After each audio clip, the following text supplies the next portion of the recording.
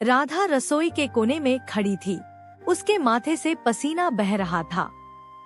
कढ़ाई में तड़कती हुई तेल की आवाज उसकी सास शारदा की तीखी आवाज में दब गई। क्या बना रही हो? इतनी देर क्यों लगा रही हो?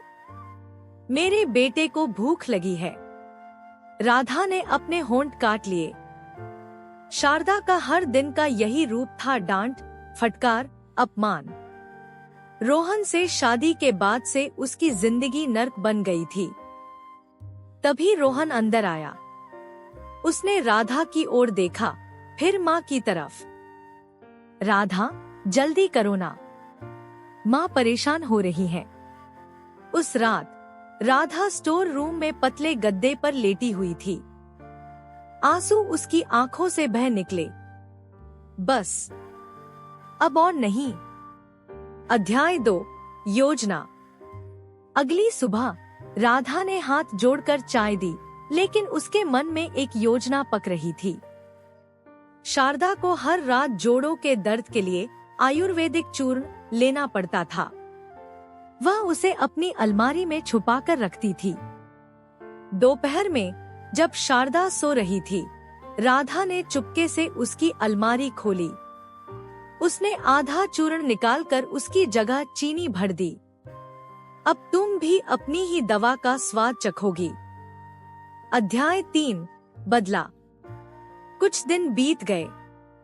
शारदा को चक्कर आने लगे। मुझे सिर घूम रहा है, यह चूर्ण काम नहीं कर रहा। रोहन ने डॉक्टर को बुलाया। डॉक्टर ने जांच की और पूछा, यह चूर्ण कहाँ से लेती हैं?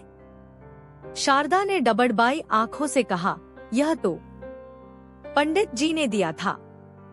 राधा कोने में खड़ी मुस्कुरा रही थी। अध्याय 4, सच का पर्दाफाश। डॉक्टर ने चूर्ण की जांच की। इसमें तो सिर्फ चीनी है, किसी ने बदल दिया है।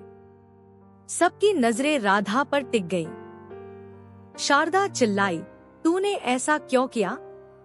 राधा ने आंखें उठाईं। क्योंकि आप हर दिन मेरे दिल में जहर भरती हैं। आज आपको अपनी ही दवा मिली। रोहन हैरान था। उसने कभी राधा की तकलीफ नहीं समझी थी। अध्याय 5, न्याय। उस दिन के बाद रोहन ने शारदा को समझाया, माँ, अगर आप राधा को दुख देंगी तो मैं उसका साथ दूंगा। शारदा की आंखों में आंसू आ गए। उसे एहसास हुआ कि उसकी ज्यादती ने ही बदले को जन्म दिया। धीरे धीरे घर का माहौल बदलने लगा। राधा अब डरती नहीं थी। उसने अपने सम्मान के लिए लड़ाई जीत ली थी। कहानी का सार, कभी कभी चुप्पी तोड़नी पड़ती है।